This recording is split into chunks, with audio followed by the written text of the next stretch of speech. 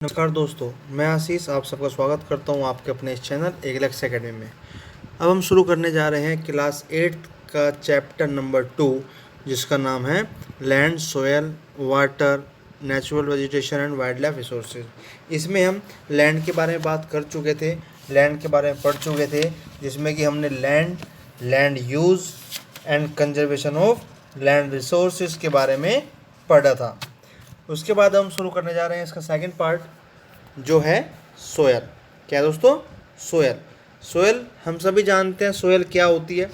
Soil हम मिट्टी को कहते हैं, मृदा को कहते हैं। यह कैसे बनती है, इसके फैक्टर्स क्या क्या हैं, किसकी हेल्प से यह बनती है और यह किस कारण से निम्नीकरण या नष्ट हो रही है, खराब हो रही है, वेस्ट हो रही है, या फिर हम इसका संरक्षण कैसे कर सकते हैं। आइए शुरू करते हैं। सोयल होती क्या है? The thin layer of granny substance covering the surface of the earth is called soil. मिट्टी या मृदा एक बहुत पतली सी परत होती है जो हमारी सतह या पृथ्वी की सतह को ढके रखती है। It is closely linked to land. यह भूमि से बहुत करीब होती है, यह ज़मीन के बहुत करीब होती है, उससे जुड़ी होती है। Land forms determine the type of soil.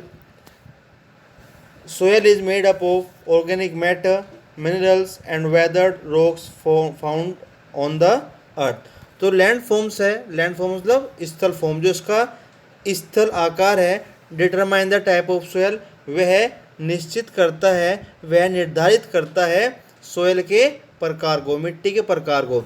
Soil is made up of, soil जो बनी होती है वह बनी होती है ऑर्गेनिक मैटर, जैव पदार्थ से, मिनरल खनिजों से, और weathered rocks found on the earth, और अपक्षित चट्टानी मिट्टी, यह अपक्षित चट्टानों से मिलकर यह मिट्टी बनी होती है।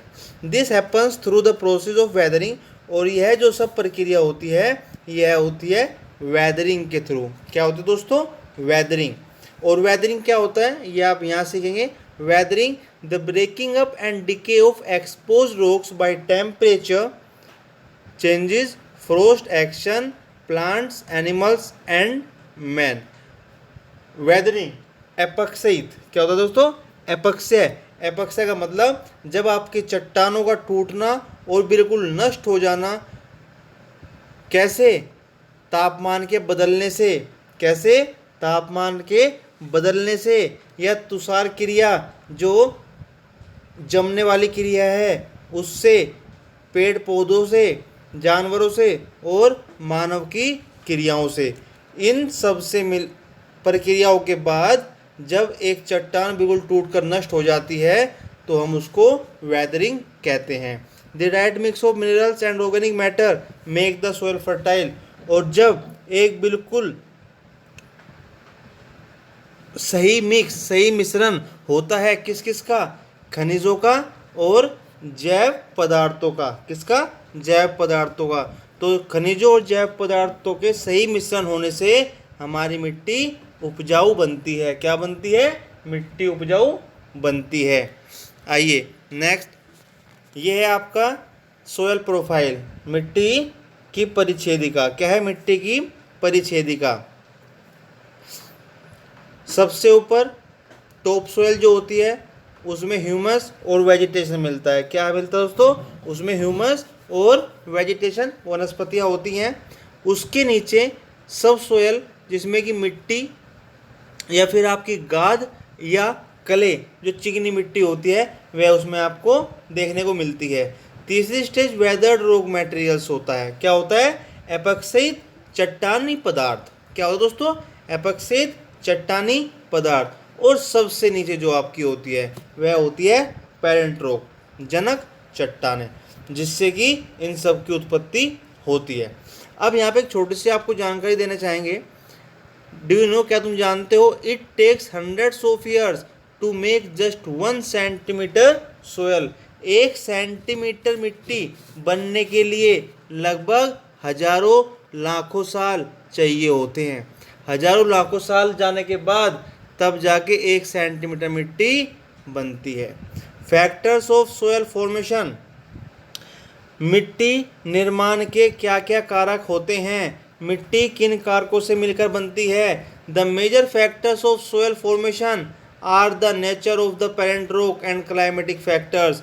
जो सबसे मुख्य कारक होता है मिट्टी के बनने का, मिट्टी के निर्माण का, वह होता है पेरेंट रॉक का नेचर, मतलब आपकी जो जनक चट्टान है उसकी क्या प्रकृति है, और क्लाइमेटिक फैक्टर्स जलवायु कारक।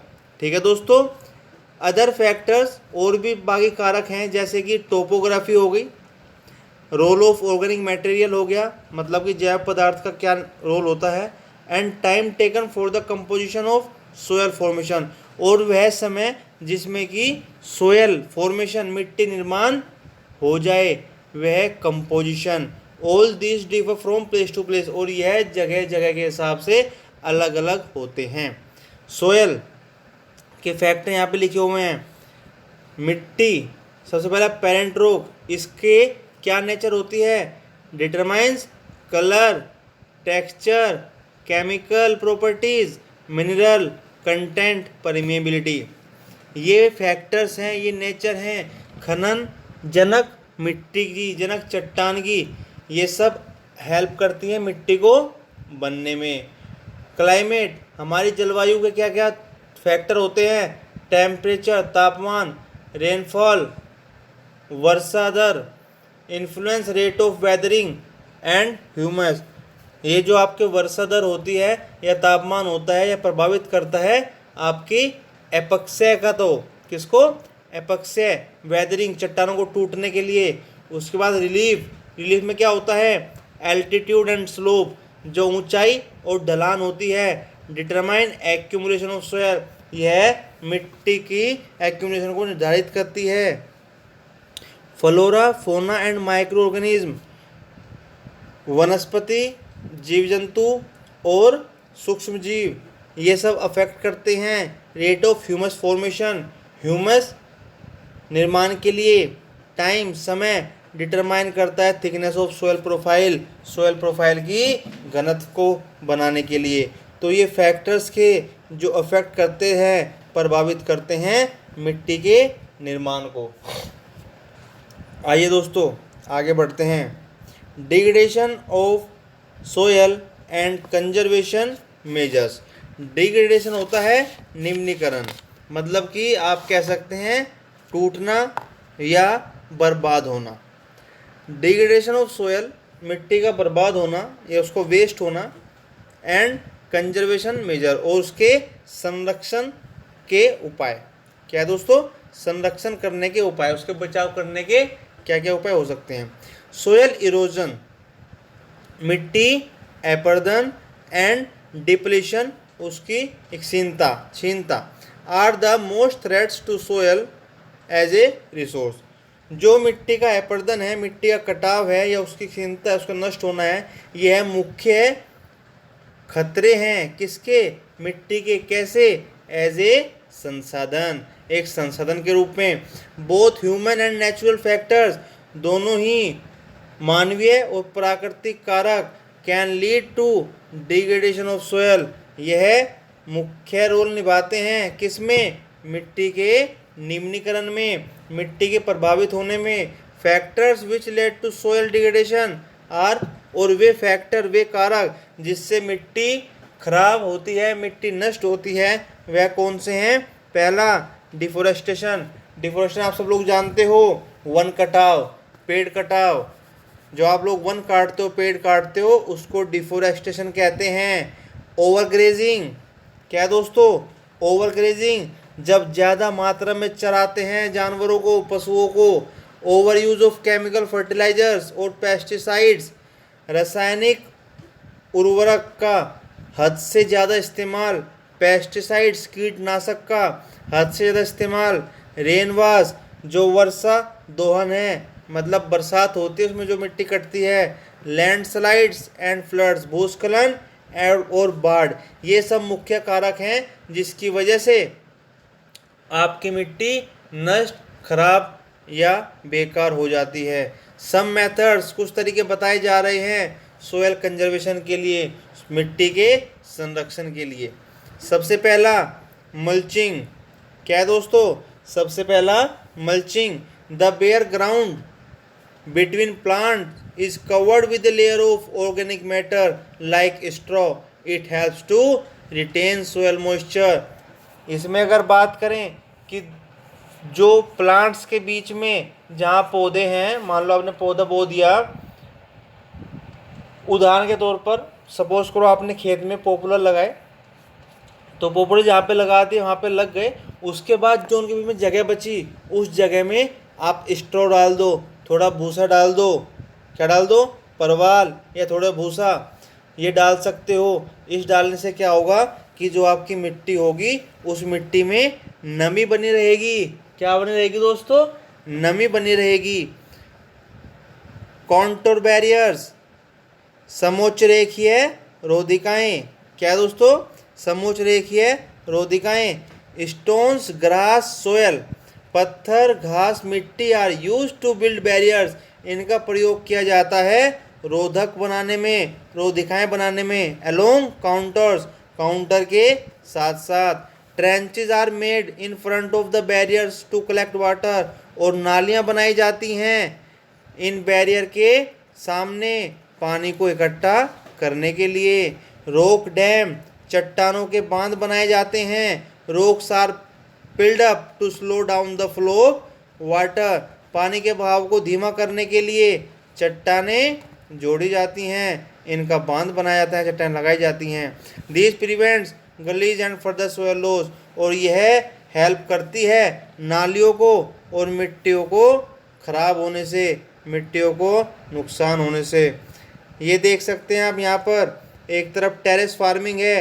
टेरेस फार्मिंग आप लोगों ने मोस्टली पहाड़ों में देखी होगी।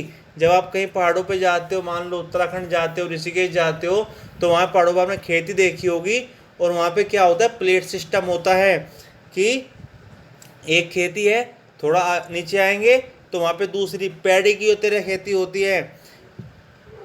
तो terrace farming, these are made on the steep slopes, यह ढलान, थोड़ी ढलान होती है, उस पर खेती की जाती है। So that flat surfaces are available to grow crops, और उन ढलानों पर भी कुछ फ्लैट सरफेस मिल जाते हैं खेती करने के लिए, फसल उगाने के लिए।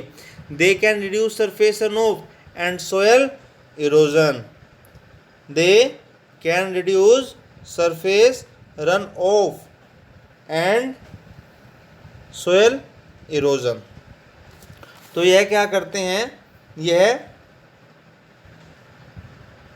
आपके सतह को नष्ट होने से और मिट्टी कटाव होने से बचाते हैं, उनकी हेल्प करते हैं। ठीक है, आइए नेक्स्ट, इंटरक्रॉपिंग। इंटरक्रॉपिंग क्या होती है दोस्तों, intercropping, different crops are grown in alternate rows and are sown at different times to protect the soil from rainwash. अलग अलग फसलें उगाई जाती हैं एकांतर कतारों में, अल्टरनेट रोज में, आर सोन बोने के लिए, एट डिफरेंट टाइम्स अलग अलग समय पर, to protect the soil from rainwash वर्षा दोहन से उस मिट्टी को बचाने के लिए। ठीक है दोस्तों, वर्षा ऋतु से उस मिट्टी को बचाने के लिए अलग अलग फसल एकांतर कतारों में, अल्टरनेट, एक छोड़ के एक, एक छोड़ के एक, इस तरीके से बोई जाती है अलग अलग समय पर। ठीक है, आइए काउंटर प्लॉइंग, समोच्च रेखीय खेती। Ploughing parallel to the contours of a hill slope to form a natural barrier for water to flow down the slope. जो खेती की जाए, जो जुताई की जाती है, वह पैरेलली, वह समानांतर की जाती है काउंटर्स के, समोच्च रेखाओं के, जो कि पहाड़ के स्लोप पे एक प्राकृतिक बांध का निर्माण कर देती है।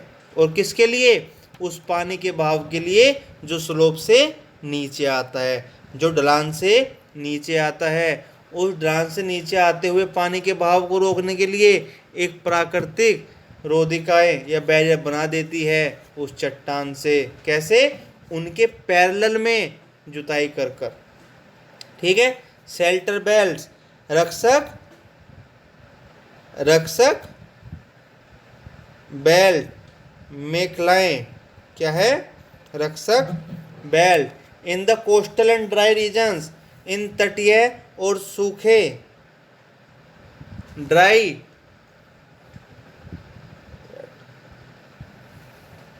तटीय और शुष्क रीजन में रोज ऑफ ट्रीज, पेड़ों की कतारों में या पेड़ों को कतारों में लगाना चाहिए। To check the wind movement, किसके, हवा के गति को रोकने के लिए। टू प्रोटेक्ट सोयल कवर, जो मिट्टी है उसके कवर, उसकी ऊपरी परत को बचाने के लिए।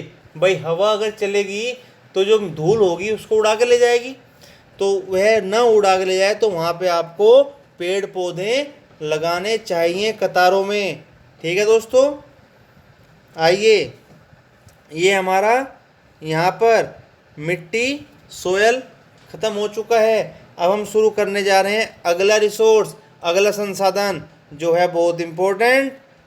जैसे आपकी भूमि और मिट्टी थी, ऐसे ही आपका ये जल, वाटर, जल वाटर, यह भी एक वाइटल रिन्यूएबल नेचुरल रिसोर्स है, प्राकृतिक संसाधन है, बहुत महत्वपूर्ण, नवीकरणीय, जो नवीकरण होता रहता है। 3/4 of the earth surface is covered with water, और आप सब जानते हैं कि इस पृथ्वी का 3/4 भाग पानी से ढका हुआ है। आपकी पृथ्वी का 3/4 भाग पानी से ढका हुआ है। It is therefore appropriately called the water planet, इसलिए इसको हम लोग कह सकते हैं क्या, क्या कह सकते हैं, जल ग्रह। क्या कह सकते हैं, जल ग्रह। It was in the primitive oceans, और यह आदि महासागरों में थी। दैट लाइफ बिगेन, जब जीवन शुरू हुआ। ऑलमोस्ट 3.5 बिलियन ईयर्स एगो, लगभग 3.5 अरब साल पहले। कब, 3.5 अरब साल पहले जब जीवन शुरू हुआ तो यह थी आदि महासागरों में। इवन टुडे, आज भी, the oceans cover 2/3 of earth surface, आज भी इन महासागरों ने हमारी पृथ्वी का 2/3 भाग ढका हुआ है। And support A rich variety of plant and animals life, और सपोर्ट, सहयोग करते हैं एक बहुत अधिक मात्रा में पेड़ पौधों या जानवरों के जीवन को। क्या करते हैं, पेड़ पौधों और जानवरों के जीवन को। The ocean water is however saline and not fit for human consumption, जो समुद्री या महासागरीय जल है वह थोड़ा नमकीन है और वह मानव इस्तेमाल के लिए सुरक्षित नहीं है। फ्रेश वाटर, अलवन जल, कौन सा जल, अलवन जल, फ्रेश वाटर जो आप इस्तेमाल कर सकते हैं अपने पीने के लिए, खाना बनाने के लिए, वह होता है फ्रेश वाटर, अलवन जल। Fresh water accounts for only about 2.7%, और जो फ्रेश वाटर है, अलवन जल है, वह सिर्फ 2.7% है। नियरली 70% ऑफ दिस, और इसका भी लगभग 70%, कितना, लगभग 70% आइस शीट्स, बर्फ़ की चादरों में, glaciers on Antarctica, Antarctica, Greenland और माउंटेन रीजन्स पर ग्लेशियर्स, हिम पर्वत की तरह वहाँ पे जमा हुआ है। ड्यू टू देयर लोकेशन, और उनकी स्थिति के कारण, दे आर इनएक्सेसिबल, आदमी वहाँ पहुँचने में अक्षम है, सक्षम नहीं है। ओनली 1%, इसलिए सिर्फ 1% पानी of fresh water is available, हमारे लिए सिर्फ 1% पानी ही बचा जिसका हम उपयोग कर सकते हैं। And fit for human use, और यह बिल्कुल स्वस्थ है मानव इस्तेमाल के लिए। It is found as ground water, और यह हमें मिलता है ऐसे एक कैसे, एक भौम जल के कारण, भौमिक जल के रूप में। एज सरफेस वाटर, सतही जल, कहाँ पर, नदियों और झरनों में। एंड एज वाटर वेपर, और वाष्पीकरण इन द एटमॉस्फेयर, आपके वातावरण में। ठीक है दोस्तों, तो हमें जो पानी मिलता है पीने का वो कैसे मिलता है, वो मिलता है जैसे ग्राउंड वाटर हुआ, या नदियाँ और झरनों का पानी हुआ, या फिर आपका जलवाष्प हुआ, जो भाप आपकी वायुमंडल में घूम रही हैं। ये पानी आप इस्तेमाल कर सकते हो। एक छोटी जानकारी, इन 1975 1975 में एक मानव के द्वारा जो पानी का इस्तेमाल होता था वह था 3850 क्यूबिक किलोमीटर पर ईयर। एक साल में 3850 क्यूबिक पानी यूज़ होता था एक इंसान के द्वारा, और 2000 में यह बढ़कर 6000, लगभग डबल इस्तेमाल पानी का होने लगा है। फ्रेश वाटर इज़ देयरफॉर, जो अलवन जल है, the most precious substance on earth, यह सबसे कीमती पदार्थ है इस भूमि पर। Water can nether be added not subtracted from the earth, आप इस पृथ्वी से जल को न तो जोड़ सकते हैं और न घटा सकते हैं। It's total volume remains constant, इसका जो आयात है, इसका जो वॉल्यूम है वह स्थिर है, वह न बढ़ सकता है न घट सकता है। Its abundance only seems to vary, लेकिन जो आपको इसकी प्रचुरता, इसकी उपलब्धता मिलती है वह आपको बहुत ज़्यादा अलग अलग दिखती है। अलग क्यों दिखती है? बिकॉज, क्योंकि यह कांस्टेंट लगातार मोशन में रहता है। कैसे? साइकिलिंग थ्रू द ओशियंस, महासागरों से एक चक्र के थ्रू। चक्र कैसा? ओशियंस, महासागरों में, हवा पर, हवा से भूमि पर, एंड बैक अगेन, और दोबारा फिर महासागरों में। कैसे? किस प्रक्रियाओं से? वह प्रक्रिया हैं एवेपोरेशन, वाष्पीकरण, प्रेसिपिटेशन, वर्षण एंड रन ऑफ, और आगे जाकर समुद्र में मिल जाना। This as you already know, और इसको आप वाटर साइकिल, जल चक्र कहते हो। क्या कहते हो?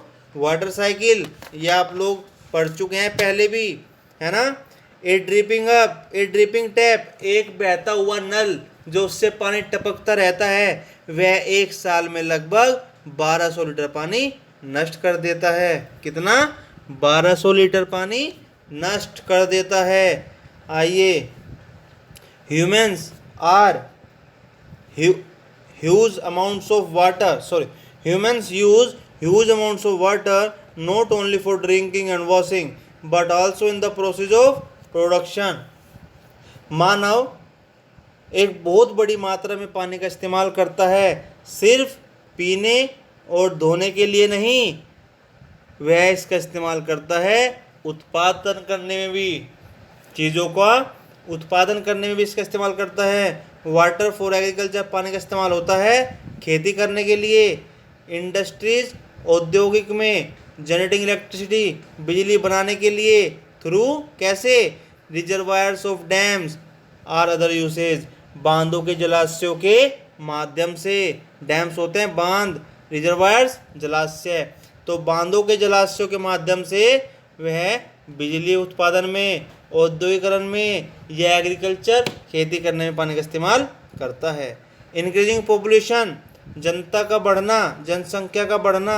राइजिंग डिमांड्स फॉर फूड, भोजन की डिमांड बढ़ना, भोजन की डिमांड बढ़ना। एंड कैश क्रॉप्स, और नकदी फसल। इंक्रीजिंग अर्बनाइजेशन, बढ़ता नगरीकरण, मतलब कि शहरों का बढ़ना। And rising standards of living, और जीवन स्तर का बेहतर होना, आर द मेजर फैक्टर, ये मुख्य कारक हैं leading to shortages in supply of fresh water. ये मुख्य कारण है आपके फ्रेश वाटर, किसके? अलवन जल की कमी होने के। Either due to drying up of water sources और water pollution. Either due to drying, या तो ये जो आपके पानी के स्रोत हैं उनको सूखने के कारण हो रहे हैं, या ये कारण बन रहे हैं पानी प्रदूषण होने के, पानी गंदा होने के, पानी में प्रदूषण फैलने के। ठीक है दोस्तों। प्रॉब्लम्स ऑफ वाटर अवेलेबिलिटी, पानी उपलब्धता में समस्याएं, पानी उपलब्धता में समस्याएं। There is scarcity of water in many regions of the world, संसार के अधिकतर क्षेत्रों में पानी की कमी हो रही है। मोस्ट ऑफ अफ्रीका, अधिकतर हिस्से किसके? अफ्रीका के। वेस्ट एशिया, पश्चिमी एशिया के। साउथ एशिया, दक्षिणी एशिया के। पार्ट्स ऑफ वेस्टर्न यूएसए, जो पश्चिमी यूएसए है उसके भी बहुत सारे हिस्से, north west Mexico and parts of South America and entire Australia, मतलब कि पूरा का पूरा Australia are facing shortages in fresh water supply, और यह समस्या झेल रहे हैं किसकी, फ्रेश वाटर की, अवलन या अलवन पानी की, अलवन जल की, अपने उपयोग होने वाले जल की कमी की ये सब समस्याएं झेल रहे हैं।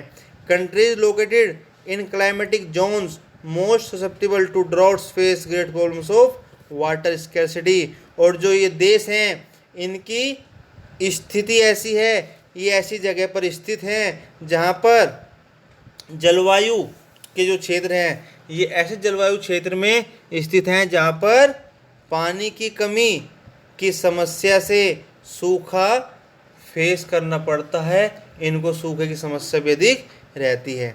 10 वाटर शॉर्टेज में भी कंसिक्वेंस ऑफ वेरिएशन, इसलिए जो वाटर शॉर्टेज है, जो पानी की कमी है, में भी ए कंसिक्वेंस ऑफ वेरिएशन इन, हो सकता है कि इसका एक कारण सीजनल और एनुअल प्रेसिपिटेशन हो, मतलब कि मौसमी वर्षा या सालाना वर्षा, या फिर स्कर्सिटी कोज, या फिर जो एक कमी होती है यह कमी का एक कारण हो सकता है ओवर एक्सप्लॉयटेशन, अति उपयोग, ज़्यादा नष्ट, and contamination of water sources, और जल स्रोतों में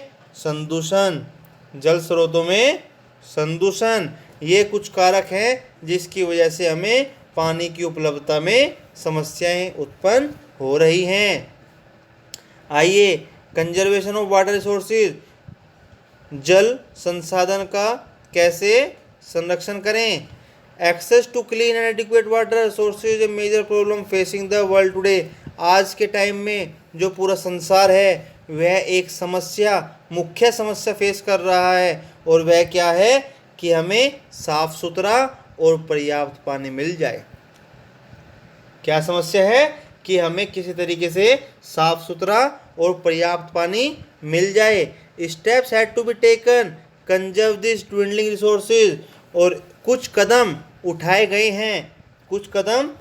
गए हैं इस कम होते हुए संसाधन को बचाने के लिए, इस सीन होते हुए संसाधन को बचाने के लिए। Even though water is a renewable resource, जबकि हमारा जो जल है ये एक नवीकरणीय संसाधन है। इट्स ओवरयूज, लेकिन इसका जो अति इस्तेमाल है, मतलब कि ज़्यादा इस्तेमाल है, एंड पोल्यूशन, और जो ये प्रदूषण है, मेक इट अनफिट, यह इसको अस्वस्थ बनाता है फॉर यूज़, इस्तेमाल करने के लिए। डिस्चार्ज ऑफ अनट्रीटेड और पार्शली ट्रीटेड सीवेज, और यह अनफिट कैसे होता है, पोल्यूशन कैसे बनाया जाता है, तो वह होता है discharge of untreated and partially treated sewage, मतलब कि जो जल आपने देखा होगा, मान लो आपने कभी देखा हो कोई फैक्ट्री है और फैक्ट्री से अगर कुछ बाहर आ रहा है तो बहुत काला काला सा, बहुत गंदा आता है, ठीक है, तो वह है डिस्चार्ज ऑफ अनट्रीटेड और पार्शियली ट्रीटेड सीवेज, अशोधित या आंशिक शोधित वाहित मल, उससे निकलने वाला कचरा, कूड़ा, एग्रीकल्चर केमिकल्स, या फिर खेती से संबंधित रसायन, या इंडस्ट्रियल एफ्लुएंट्स, उद्योग से निकलने हुए बहिस्राव in water bodies are major contaminants. ये सब जब जाकर मिल जाते हैं हमारे जल स्रोत से, नदी, झरने, नालियाँ, सागर, जब इनमें मिल जाते हैं तो ये मुख्य कारण होता है उसको क्या करने का, संदूषक, उसको संदूषण करने का, यह मुख्य संदूषक हैं, उसको कंटेमिनेंट, उसको अफेक्ट करने वाले हैं, पोल्यूट करने वाले हैं। They pollute water with nitrates, metals and pesticides, और जो यह उसको पोल्यूट करते हैं, गंदा करते हैं, तो कैसे करते हैं, क्योंकि उसमें नाइट्रेट पाए जाते हैं, मेटल्स, बहुत सारे मेटल्स पाए जाते हैं, और पेस्टिसाइड और कीटनाशक पाए जाते हैं। तो इन धातुओं, नाइट्रेट्स और कीटनाशक के मिलने से यह पोल्यूट या प्रदूषित हो जाते हैं। जैसे आप लोग देख रहे होंगे ये यमुना की फ़ोटो है जिसमें कि कूड़ा कचरा उद्योग के निकलने वाला बहिस्राव सब इसमें दिख रहा है आपको, जिसकी वजह से यह पानी बिल्कुल काला हो चुका है। आइए दोस्तों next, most of these chemicals, इसमें से अधिकतर रसायन बीइंग नॉन बायोडिग्रेडेबल, वह नष्ट नहीं हो सकते, वह अजैव निम्नीकरण होते हैं, उनको आप क्षति नहीं पहुंचा सकते, तो वे आपके शरीर में पहुंच जाते हैं पानी के माध्यम से। Water pollution can be controlled by treating these effluents suitably before releasing them in water bodies, और आप पानी को प्रदूषित होने से बचा सकते हैं। कैसे? अगर आप इन बहिस्राव को, इस निकलने वाले जल को, कूड़े कचरे को पहले अंदर क्या करें, इनको ट्रीट करें, इन पे शोधन करें, इन पे शोध करें, इनको शोधित किए बिना बाहर न भेजें। अगर बिना शोधित किए भेजेंगे तो यह तो आपके जल को प्रदूषित करेगा ही, अगर आप शोध करके भेजेंगे तो हो सकता है कि आपका जल थोड़ा ठीक रहे। Forest and other vegetation cover slow the surface of and replenish, जो जंगल हैं या बाकी वनस्पतियां हैं यह हमारे धरातलीय प्रवाह को मंद करती है और पुनः पूरित करती है जमीनी पानी को, भौमिक पानी को। Water harvesting is another method, अब दूसरा मेथड क्या है? वाटर हार्वेस्टिंग, जल संग्रहण, जल को इकट्ठा करना, यह दूसरा तरीका है किस चीज़ का? धरातलीय प्रवाह को रोकने का। Water is used for irrigating field, जब सिंचाई के लिए भी पानी का इस्तेमाल होता है खेतों में। The canal should be properly lined, तो जो नहरें होती हैं उनको आपको पक्का करना चाहिए जिससे कि उनसे पानी का रिसाव कम हो, जल का रिसाव कम हो। Sprinklers effectively irrigate the area bye checking water losses through seepage and evaporation, जल के रिसाव से और वाष्पीकरण से बचाने के लिए हमें एक तरीका इस्तेमाल करना चाहिए खेती में, और वह है स्प्रिंकलर। क्या है दोस्तों? स्प्रिंकलर। ये आप पिक्चर देख रहे हैं, इसमें ये एक पाइप लगा है और ये फुहारे की तरह पानी को बिखेर रहा है। यह तरीका भी बहुत अच्छा है पानी का कम से कम इस्तेमाल करने के लिए। ठीक है दोस्तों। नेक्स्ट, इन ड्राई रीजन्स, शुष्क क्षेत्रों में with high rates of evaporation, जहाँ पर ज़्यादा वाष्पीकरण होता है, ड्रिप और ट्रिकल इरिगेशन, यहाँ पर आप ड्रिप या ट्रिकल इरिगेशन भी कर सकते हो, वह भी बहुत लाभकारी होगा। The valuable water resource can therefore be conserved by adopting these means of conservation, और आप अपने इस कीमती जल संसाधन को बचा सकते हो इन कुछ सिंचाई करने के तरीकों को अपनाकर। तो यहाँ पे हमने कितने मेथड पढ़े दोस्तों? हमने एक पढ़ा कि फॉरेस्ट और अदर वेजिटेशन, मतलब कि पेड़ लगाओ। क्या लगाओ? पेड़ लगाओ, एक तरीका तो ये है। दूसरा हमने पढ़ा वाटर हार्वेस्टिंग, ठीक है दोस्तों। फिर आपने पढ़ा स्प्रिंकलर, फिर आपने पढ़ा ड्रिप एंड ट्रिकल इरिगेशन, ये चीज़ें आपने पढ़ी। इससे आप जल को बचा सकते हो। और एक छोटी चीज़ आपको बताना चाहूँगा कि रेन वाटर हार्वेस्टिंग, जो वर्षा का जल है उसको संग्रह करते हैं, तो इस प्रोसेस से आप बारिश के पानी को अपनी छतों पर रोक सकते हैं। और अगर आप चाहे 2 घंटे की बारिश में लगभग 8000 लीटर पानी बचाया जा सकता है दोस्तों। 2 घंटे की बारिश 8000 लीटर पानी आप इकट्ठा कर सकते हैं, और आप देखिए कि उस 8000 लीटर पानी से आप कितना काम कर सकते हैं। सो दोस्तों, आज के लिए सिर्फ इतना ही। अब हम मुलाकात करेंगे अगली क्लास में। तब तक आप इन क्लासेस को रिवाइज कीजिए और देखिए कि आपको कहाँ पर क्या डाउट हो रहा है। ठीक है दोस्तों, नमस्कार।